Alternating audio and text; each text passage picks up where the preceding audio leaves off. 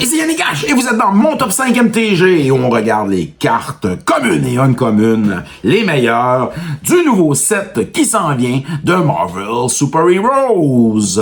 Et aujourd'hui, on regarde les cartes noires communes et uncommunes que tu vas retrouver dans ton pre-release et qui pourraient te faire gagner la partie.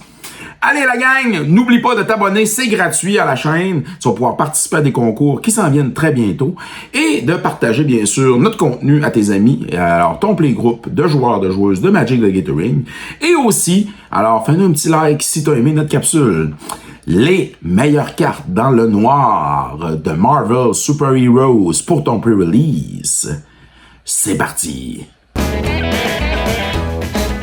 En cinquième position, nous avons Hydra Troopers. Pour un noir et deux colorless, on a un Human Soldier Villain qui a 3 de power et 2 de toughness. Il a une habilité intéressante quand il rentre en jeu. Il peut, si tu as 2 créatures dans ton graveyard ou plus, te créer alors un token Black Villain créature 2-1 avec menace. Si tu n'as pas de créatures dans ton graveyard, tu vas miler à ce moment-là 2 cartes. Et c'est pour cette raison, bien sûr, que Hydra Troopers se retrouve dans le top 5, car il va non seulement te faire créer un nouveau token supplémentaire, ou encore te faire miler des cartes, et on sait que dans le noir, il y a de la récurrence avec le graveyard. En quatrième position, nous avons Ninja of the End. Pour un noir et 2 colorless, on a un Human Ninja Villain qui a 2 de power, 2 de toughness. Il a aussi Dead Touch, le toucher mortel. Et ce qui est intéressant, alors en pré-release, avec le toucher mortel, c'est que tu peux te protéger, bien sûr, alors contre les créatures qui sont sur le battlefield. Il a aussi une autre habilité qui est Power Up, une nouvelle habilité de Marvel Super Heroes. Pour un noir et 4 colorless, alors chaque adversaire va discarter une carte et tu vas mettre un +1/+1 compteur sur, bien sûr, le Ninja of the End. En troisième position, nous avons Yellow Jacket, Earthless Marauder. Pour un noir et un colorless, on a un Human Rogue Villain qui a 1 de power et 2 de toughness. Il a aussi Flying. Il vole par-dessus les créatures de ton adversaire. Et lorsqu'un autre vilain, alors que tu contrôles, rentre en jeu, alors Yellow Jacket va gagner +1/+0. Alors il devient 2/2. Et va gagner Lifelink. Alors, tu vas pouvoir gagner des points de vie lorsqu'il va faire des dommages jusqu'à la fin du tour. Et ça, c'est très bon dans un pre-release et en limité.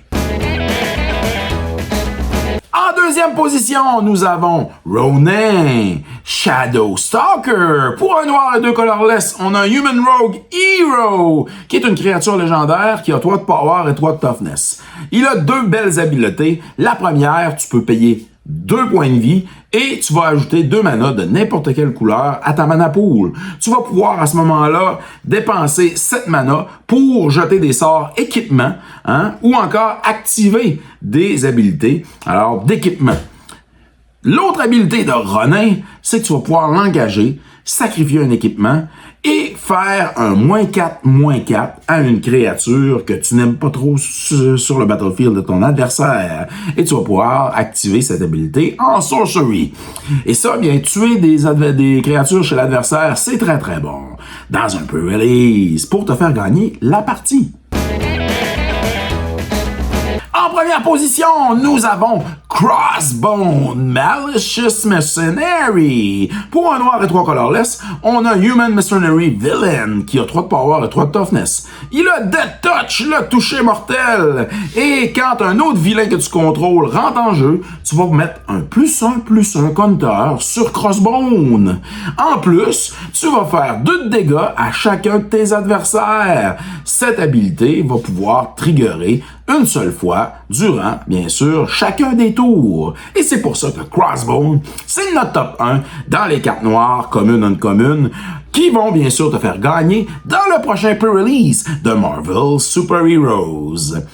C'était mon top 5 MTG concernant les cartes noires dans le nouveau set qui s'en vient de Marvel Super Heroes. Toi, est-ce que tu trouves que ces 5 cartes-là font partie d'un top 5 de cartes qui vont te faire gagner.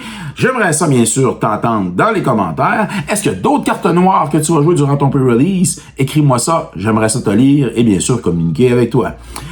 Ici Annie Cash. Bonne journée tout le monde!